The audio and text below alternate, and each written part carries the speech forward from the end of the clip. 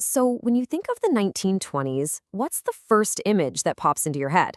I'm guessing it's jazz, maybe some speakeasies, and of course, the flapper. But was that iconic image of the bobbed hair, free spirited woman the whole story? Today, we're going to unpack the myth versus the often surprising reality of the new woman. And that really brings us to the heart of the matter, doesn't it? Was the flapper a true symbol of newfound freedom for all women? Or was she, in a way, kind of a gilded cage? This beautiful, shiny image of freedom that, when you look a little closer, reveals a much more complicated and honestly restrictive reality. All right, first things first, let's establish the icon herself.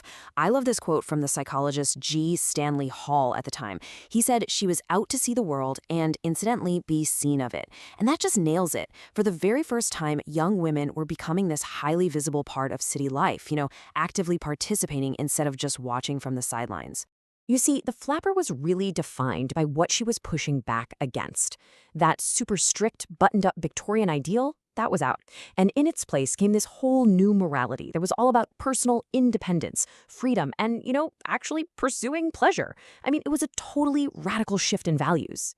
And this new morality, well, it had a very specific look. And every single piece of it was its own little act of rebellion. The bobbed hair, the makeup, the cigarette hanging from her fingers, these weren't just fashion statements. No way. They were public declarations that the old ways were over and a new, modern, and consumer-driven identity was here to stay.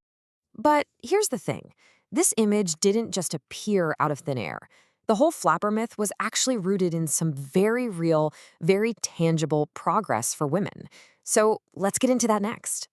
I mean, just listen to this ad from the Chicago Tribune. It's perfect. It literally bundles political power, the right to vote, with consumer choice like silk dresses and matching soap, and economic freedom, the right to a career. It just paints this incredible picture of total female autonomy in every single part of her life.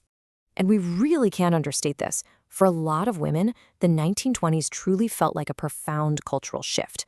The doors to professional careers were definitely opening wider than they ever had before, and it offered this tantalizing glimpse of a life beyond the home.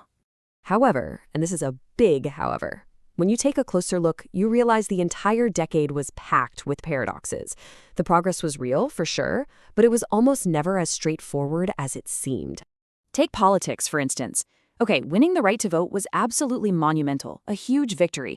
But that powerful, unified coalition that fought for suffrage, it pretty much fell apart right after, splintering into all these different causes, which really diluted their collective political power. And you can see another one of these paradoxes right in the home.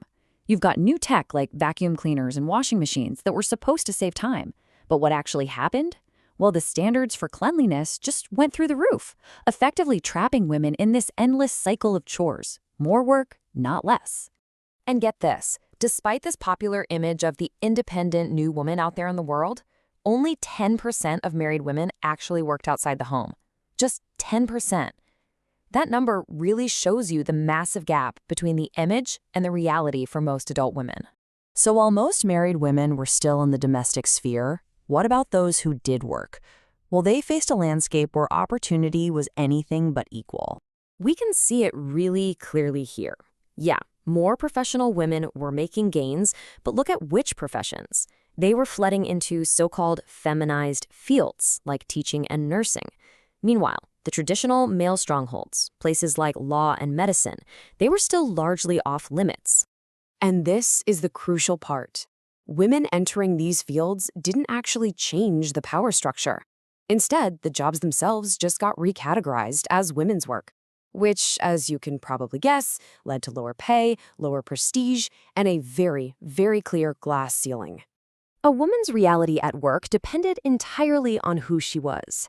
For minority women, work was almost always a financial necessity, often in domestic service. For working-class white women, it was usually about supporting their parents in a factory or service job. And even for those middle-class single women who looked the most like a flapper, well, their office jobs came with very clear limits. That carefree, independent worker, largely a fantasy. So after digging through all of these contradictions, we have to come back to our main question, right? Was the whole new woman thing just a myth? Well, the best way to think about it is that the flopper was a powerful representation, but she wasn't a universal reality.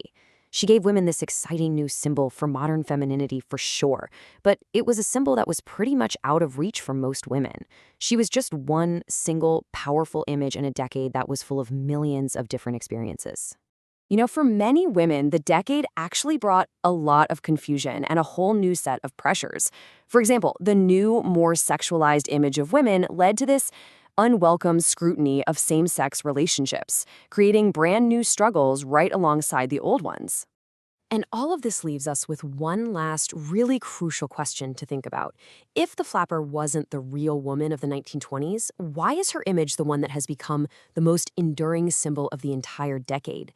Why does this one single representation stand in for the reality of millions of diverse women?